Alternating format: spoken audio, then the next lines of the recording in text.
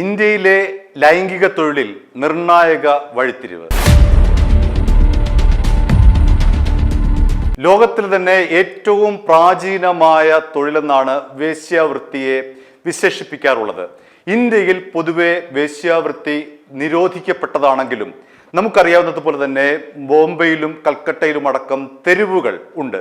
ബോംബെയിലെ red street, കൽക്കട്ടയിലെ സോനാഗച്ചി, ഇതൊക്കെ കുപ്രസിദ്ധമായിട്ടുള്ള വേശ്യാലയങ്ങളാണ്. അവിടെ നൂറുകണക്കിന് പേരാണ് തൊഴിലെടുക്കുന്നത്.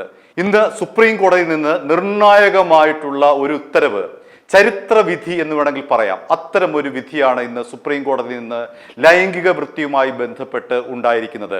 ഒരാൾ ലൈംഗിക വൃത്തി തിരഞ്ഞെടുത്താൽ അയാളെ അതിൽ നിന്ന് വിലക്കാൻ ആർക്കും സാധ്യമല്ല എന്നാണ് ജസ്റ്റിസുമാരായ JB പർദിവാല, R മഹാദേവൻ എന്നിവരുൾപ്പെട്ട ബെഞ്ച് വിധിച്ചിരിക്കുന്നത്. അതായത് സ്വമേധയായുള്ള ലൈംഗിക തൊഴിൽ നിയമവിരുദ്ധമല്ല, അസന്നിഗ്ധമായി സുപ്രീം കോടതി പറയുകയാണ്. ഒരാൾ സ്വമേധയ, അത് പ്രായപൂർത്തിയായിട്ടുള്ള ഒരു സ്ത്രീ ആയിരിക്കണം. ആ സ്ത്രീ പ്രായപൂർത്തിയായി കഴിഞ്ഞാൽ അവർ തീരുമാനിക്കുന്നു, ഞാൻ ഇതാ ലൈംഗിക വൃത്തി എന്ന് പറയുന്ന തൊഴിൽ തിരഞ്ഞെടുക്കുകയാണ്, ഞാൻ വേശ്യാവൃത്തി എന്ന് പരമ്പരാഗതമായി പറയുന്ന ആ തൊഴിൽ തിരഞ്ഞെടുക്കുകയാണ് എന്ന് അവർ തീരുമാനിക്കുകയും അവർ ആ തൊഴിലിൽ ഏർപ്പെടുകയും ചെയ്താൽ അവരെ ഒരു കാരണവശാലും തടയാൻ ആവില്ല എന്നാണ് സുപ്രീം കോടതി പറഞ്ഞിരിക്കുന്നത്. എന്ന് മാത്രമല്ല, റെയ്ഡിൽ പിടികൂടുന്ന ഇത്തരം ലൈംഗിക തൊഴിലാളികളെ ഒരു കാരണവശാലും കസ്റ്റഡിയിൽ വെക്കാൻ പാടില്ല എന്നുകൂടി സുപ്രീം കോടതി അടിവരയിട്ട് പറഞ്ഞിരിക്കുന്നു. ഓർത്തു നോക്കുക, നിരവധി സ്ത്രീകളെയാണ് ഇത്തരത്തിൽ റെയ്ഡിൽ പിടികൂടി പോലീസ് പീഡിപ്പിക്കുന്നത്. ഈ ഒരു ചരിത്ര വിധിയോടുകൂടി ലക്ഷക്കണക്കിന് വരുന്ന പാവപ്പെട്ട സ്ത്രീകളാണ് രക്ഷപ്പെടാൻ പോകുന്നത്. അവർക്ക് സ്വന്തമായി ലൈംഗിക വൃത്തിയിൽ ഇനി മുതൽ നിർഭയമായി ഇടപെടാമെന്നാണ് സുപ്രീം കോടതിയുടെ ഈ നിർണായകമായിട്ടുള്ള വിധി സൂചിപ്പിക്കുന്നത്. ഇനി എന്തെല്ലാമാണ് ഈ വിധിയിലെ മറ്റു പ്രധാനപ്പെട്ട കാര്യങ്ങൾ എന്ന് നമുക്ക് പരിശോധിക്കാം. വേശ്യാലയം നടത്തുക എന്ന് പറയുന്നത് നിയമവിരുദ്ധമാണെന്ന് കോടതി അടിവരയിട്ട് പറയുന്നു. അതായത് ഒരു സ്ഥാപനം എന്ന നിലയിൽ സ്ത്രീകളെ അവിടെ പാർപ്പിച്ചുകൊണ്ട് വേശ്യാലയം നടത്തുക എന്നത് ഇന്ത്യയിൽ നിയമവിരുദ്ധമാണ്. എന്നാൽ ഈ വേശ്യാലയത്തിലേക്ക് കടന്നു കയറി പോലീസ് റെയ്ഡ് ചെയ്യുന്ന പ്രായപൂർത്തിയായിട്ടുള്ള സ്ത്രീകളെ കസ്റ്റഡിയിൽ വെക്കാനോ അറസ്റ്റ് ചെയ്യാനോ പാടില്ല എന്നുള്ളതാണ് നിർണായകമായിട്ടുള്ള ഈ വിധിയിലെ മറ്റൊരു കാര്യം. രണ്ടാമതായി കോടതി പറയുന്നത്, എന്തിനാണ് ലൈംഗിക തൊഴിലാളികളെ പുനരധിവസിപ്പിക്കുന്നത് എന്നാണ് കോടതിയുടെ ചോദ്യം. നമുക്കറിയാവുന്നതുപോലെ തന്നെ ലക്ഷക്കണക്കിന് വരുന്ന NGOകളാണ് ഈ ലൈംഗിക തൊഴിലാളികളുടെ ഇടയിൽ പ്രവർത്തിക്കുന്നത്. അവർക്ക് കോടിക്കണക്കിന് രൂപ മാസം വരുമാനമുണ്ട്. വിദേശത്ത് നിന്നും സ്വദേശത്ത് നിന്നും ഫണ്ടായി ലഭിക്കുന്ന ലക്ഷക്കണക്കിന് രൂപ ഈ NGOകൾ കൈപ്പറ്റുന്നുണ്ട്. അവരുടെ ഒരു അജണ്ടയാണ് ലൈംഗിക തൊഴിലാളികളെ പുനരധിവസിപ്പിക്കുക എന്നുള്ളത്. സുപ്രീം കോടതി ഇന്ന് പറഞ്ഞിരിക്കുന്നത്, സമ്മതം കൂടാതെയുള്ള പുനരധിവാസം പാടില്ല. എന്തിനാണ് ഒരു തൊഴിലിൽ ഏർപ്പെട്ടിരിക്കുന്ന ഒരാളെ ആ തൊഴിലിൽ നിന്ന് മാറ്റി പുനരധിവസിപ്പിക്കുന്നത് എന്നാണ് സുപ്രീം കോടതിയുടെ ചോദ്യം. ആ ചോദ്യത്തിൽ ഉത്തരം ലളിതമാണ്. അതായത് വേശ്യാവൃത്തി എന്ന് പറയുന്നത് ഒരാൾ സ്വമേധയാ തിരഞ്ഞെടുക്കുന്ന ജോലി. മറ്റേതൊരു പ്രൊഫഷണലെയും പോലെ തന്നെ വേശ്യാവൃത്തിയും ഒരു തൊഴിലാണ്, ഒരാൾ തിരഞ്ഞെടുക്കുന്ന തൊഴിലാണ്. ആ തൊഴിൽ നിന്ന് അവരെ വിലക്കാൻ ആർക്കും അധികാരമില്ല. അവരെ ആ തൊഴിൽ നിന്ന് നിർബന്ധപൂർവം അവരുടെ സമ്മതമില്ലാതെ പുനരധിവസിപ്പിക്കുക എന്നുള്ളത് അങ്ങേയറ്റം നികൃഷ്ടമായിട്ടുള്ള വ്യക്തിയുടെ അധികാരത്തിന്മേലുള്ള കടന്നുകയറ്റമാണ് എന്നുള്ള നിലയിലാണ് ഈ വിധി വന്നിരിക്കുന്നത്. ഒരുപക്ഷെ ഇന്ത്യയിലെ ലക്ഷക്കണക്കിന് വരുന്ന പാവപ്പെട്ട സ്ത്രീകൾക്ക് പ്രയോജനപ്പെടുന്ന, അവരുടെ ജീവിതമാർഗം അടയ്ക്കാതിരിക്കുന്ന ഒരു വിധിയാണ് ഇന്നുണ്ടായിരിക്കുന്നത്. ഏറ്റവും കൂടുതൽ ഇന്ത്യയിൽ പാവപ്പെട്ട സ്ത്രീകൾ പീഡിപ്പിക്കപ്പെടുന്നത് ഈ ലൈംഗിക വൃത്തിയുടെ പേരിലാണ്. ലൈംഗിക വൃത്തിയുടെ പേരിൽ സ്ത്രീകളെ അറസ്റ്റ് ചെയ്യുക, അവരുടെ കയ്യിൽ നിന്ന് നക്കാപ്പിച്ച ഇരന്നു വാങ്ങുക തുടങ്ങിയിട്ടുള്ള നിരവധി നികൃഷ്ടമായിട്ടുള്ള പരിപാടികൾ ഇന്ത്യയിലെ പോലീസ് ചെയ്തു വരുന്നുണ്ട്. വിവിധ സംസ്ഥാനങ്ങളിലെ പോലീസ് ചെയ്തു വരുന്നുണ്ട്. അതിനെല്ലാം അറുതിയായിരിക്കുകയാണ് ഈ വിധിയോടുകൂടി എന്ന് വേണം നമുക്ക് അനുമാനിക്കാൻ.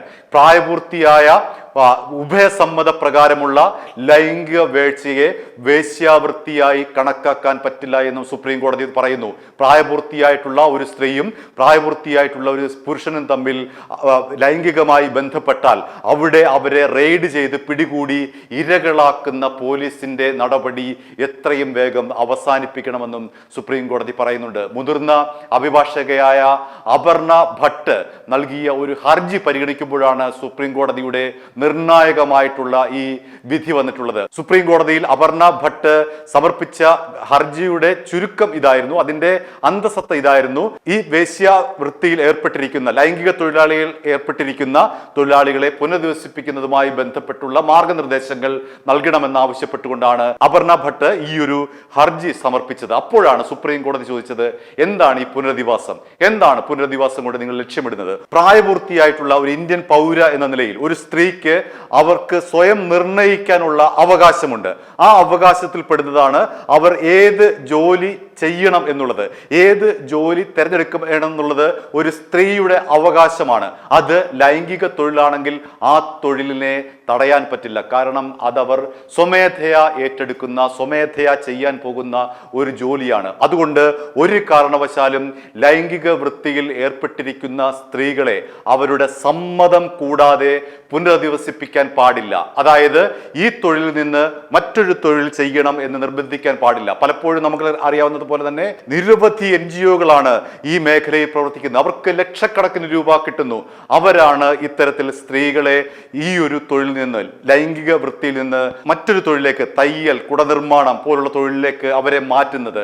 ഇങ്ങനെ നിർബന്ധിച്ച് മാറ്റുന്നത് ഒരാളുടെ മൗലിക അവകാശത്തിന്മേലുള്ള കടന്നു കയറ്റമായിട്ടാണ് സുപ്രീം കോടതി കണ്ടിരിക്കുന്നത്.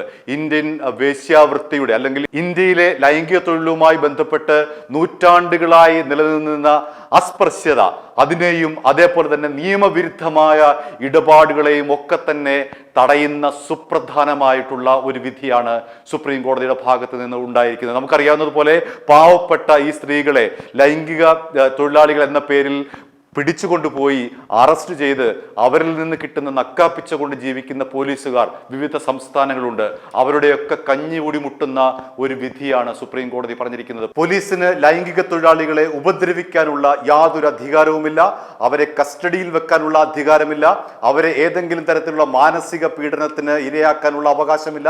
അങ്ങനെ പോലീസിന് ലൈംഗിക തൊഴിലാളികളുടെ മേൽ യാതൊരു അധികാരവുമില്ല എന്ന് ഈ വിധിയിലൂടെ സുപ്രീം കോടതി അടിവരയിട്ട് പറഞ്ഞിരിക്കുകയാണ്. പ്രായപൂർത്തിയായ ഒരു സ്ത്രീക്ക് ലൈംഗിക വൃത്തി അന്തസ്സോടുകൂടി തിരഞ്ഞെടുക്കാം. അവരെ അതിൽ നിന്ന് തടയാനോ, അവരെ ആ തൊഴിൽ നിന്ന് നിങ്ങൾ ആ തൊഴിൽ ചെയ്യരുതെന്ന് പറയാനോ, ആ തൊഴിൽ നിന്ന് മാറ്റാനോ ആർക്കും അധികാരമില്ല എന്ന് സുപ്രീം കോടതി അസന്നിഗ്ധമായി വ്യക്തമാക്കിയിരിക്കുന്നു.